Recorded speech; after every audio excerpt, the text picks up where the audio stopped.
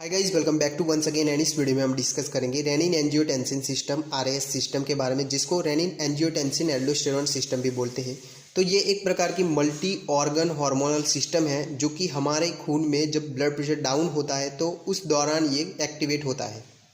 तो जब भी हमारे शरीर में फ्लूइड वॉल्यूम कम होता है वो यहाँ पे रह सकता है दस्त की वजह से, या फिर वॉमिटिंग की वजह से, या फिर किसी और कारण के चलते ब्लड प्रेशर डाउन हो जाता है। जैसे कि हमारी जो किडनी है उसके अंदर खून है वो साफ़ होने के लिए, फिल्टर होने के लिए जाता है। जो रीनल आर्टरी होती है उससे जो खून है वो फिल्टर होने के लिए किडनी के अंदर जाता है। तो जो रीनल आर्टरी है उसके अंदर ऐसे प्लेक जमा हो जाता है, एथेरोस्क्लेरोसिस का कंडीशन बन जाता है। तो उसकी वजह से क्या रहेगा, जो खून है वो कम जाता है किडनी के अंदर। तो उस वजह से भी ये सिस्टम जो है आरएएस सिस्टम है वो एक्टिवेट होता है। जब भी हमारे शरीर में ब्लड प्रेशर डाउन होता है तो जो खून है वो प्यूरिफाई होने के लिए, फिल्टर होने के लिए किडनी के अंदर जाते हैं। तब यहाँ पे क्या रहता है कि किडनी के अंदर ऐसे स्पेसिफिक सेल्स होते हैं जिनको बोलते हैं जक्स्ट्रा ग्लोमेरुलर सेल्स। तो वो यहाँ पे जो ब्लड प्रेशर डाउन है तो उस कंडीशन में एक्टिवेट होते हैं। और ये सिस्टम है वो यहाँ से स्टार्ट होती है, मतलब कि किडनी से स्टार्ट होती है। तो यहाँ पे जब भी हमारे खून में ब्लड प्रेशर डाउन है और जो रीनल आर्टरी से जो खून है वो यहाँ पे फिल्टर होने के लिए किडनी के अंदर आता है, तो यहाँ पे ब्लड प्रेशर डाउन होने की वजह से यहाँ पे रेनिन जो एंजाइम होता है वो एक्टिवेट होता है। रेनिन एंजाइम है वो रिलीज होता है खून में, और वो यहाँ पे लीवर से बनने वाला एक प्रोटीन होता है जिसको बोलते हैं एंजियोटेंसिनोजन। तो उसको यहाँ पे एंजियोटेंसिन 1 में कन्वर्ट करता है। और यहाँ पे ये जो एंजियोटेंसिन 1 है वो एक प्रकार का हार्मोन है। तो ये जो हार्मोन है यहाँ पे वापस से कन्वर्ट होता है एंजियोटेंसिन 2 में।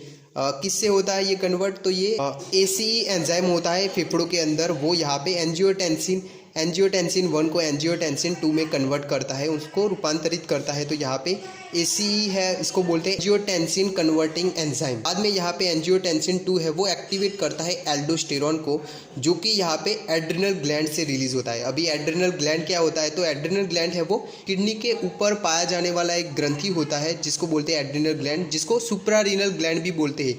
सुप्रारीनल मतलब, सुप्रा मतलब कि ऊपर की ओर, और रीनल मतलब कि किडनी के ऊपर देख पाया जाने वाला ग्लैंड होता है। तो इस वजह से इसको सुप्रारीनल ग्लैंड भी बोलते हैं। तो इससे यहाँ पे एल्डोस्टेरोन है वो निकलता है।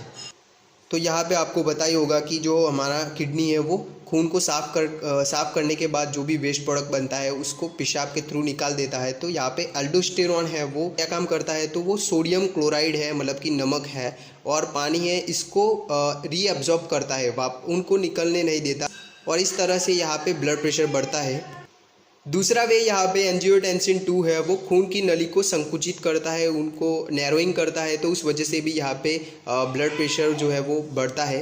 आगे यहाँ पे देखें तो एंजियोटेंसिन 2 है वो एडीएच को रिलीज़ करवाता है। एडीएच मतलब कि एंटी डायूरेटिक हार्मोन, जिसको वेसोप्रेसिन भी बोलते हैं। तो एडीएच है वो एक प्रकार का हार्मोन होता है जो कि हमारे दिमाग में एक ग्रंथि होती है पिट्यूटरी ग्लैंड, तो वहाँ से रिलीज़ होने वाला एक प्रकार का हार्मोन है। और वो यहाँ पे क्या काम करता है, तो वो यहाँ पे है वो वाटर को रीअब्जॉर्ब करता है। वो वैसे ही जैसे कि एल्डोस्टेरोन करता है वैसे ही काम करता है। पानी को यहाँ पे शरीर से बाहर नहीं निकलने देता, मतलब कि पेशाब को कम निकलने देता है। फ्लूइड बढ़ेगा तो उस हिसाब से ब्लड प्रेशर बढ़ता है। तो यहाँ पे इस तरह से एडीएच भी काम करता है। तो ये था यहाँ पे रेनिन एंजियोटेंसिन सिस्टम, मतलब कि हमारे शरीर में जब भी ब्लड प्रेशर कम होता है तो ये सिस्टम एक्टिवेट होता है, और हमारे शरीर में ब्लड प्रेशर को कंपेंसेट करने के लिए ये जो सिस्टम है वो वर्क करता है। यहाँ पे बीपी का गोली होता है, ब्लड प्रेशर का गोली रहता है, हाइपरटेंशन का मेडिकेशन है, वो कैसे काम करता है। तो यहाँ पे एसी इनहिबिटर आते हैं कुछ, जिसमें देखें तो कैप्टोप्रिल है, एनालेप्रिल है। तो ऐसी दवाई क्या करती है, तो वो यहाँ पे एंजियोटेंसिन कन्वर्टिंग एंजाइम है, इसको ब्लॉक करती है। ओके, एसी जो है एंजियोटेंसिन कन्वर्टिंग एंजाइम है, इसको ब्लॉक करती है, जिसकी वजह से क्या रहेगा कि वो एंजियोटेंसिन 1 है वो यहाँ पे एंजियोटेंसिन 2 में कन्वर्ट नहीं होता। और आपको पता ही है, हमने आगे बोला कि एंजियोटेंसिन 2 है वो यहाँ पे खून की नली को कंस्ट्रिक्ट करता है, ऐसे नैरोइंग करता है, संकुचित करता है, और जिसकी वजह से ब्लड प्रेशर बढ़ता है। तो एसी इनहिबिटर है वो यहाँ पे एंजियोटेंसिन 2 को बढ़ने से रोकता है, और जिसकी वजह से वो यहाँ पे खून की नलियाँ है वो कंस्ट्रिक्ट नहीं होती, और जिसकी वजह से ब्लड प्रेशर है वो डाउन होता है। वैसी ही दवाई आती है ARBS, जिसको बोलते हैं एंजियोटेंसिन रिसेप्टर ब्लॉकर्स। तो ये कैसे काम करती है, तो ये भी यहाँ पे जो एंजियोटेंसिन 2 है इसकी एक्शन को ब्लॉक करती है, और जिसकी वजह से खून की नलियाँ है वो संकुचित नहीं होती, और उसकी वजह से यहाँ पे ब्लड प्रेशर है वो डाउन हो जाता है। तो ये था यहाँ पे आरएएस सिस्टम के बारे में, रेनिन एंजियोटेंसिन सिस्टम के बारे में। यहाँ पे आपको बता दें कि एंजाइम और हार्मोन में क्या अंतर होता है। तो एंजाइम है वो कैटालिस्ट होता है, मतलब कि किसी भी प्रक्रिया को, शरीर की किसी भी प्रक्रिया में उसको उत्तेजित करता है। ओके, वो एक प्रकार का प्रोटीन है, जबकि यहाँ पे हार्मोन है वो एक प्रकार का केमिकल होता है, एक प्रकार का मैसेंजर होता है, जो कि एक जगह से, एक स्पेसिफिक भाग से प्रोड्यूस होता है और वो उसका किसी स्पेसिफिक जगह पे उसका एक्शन होता है।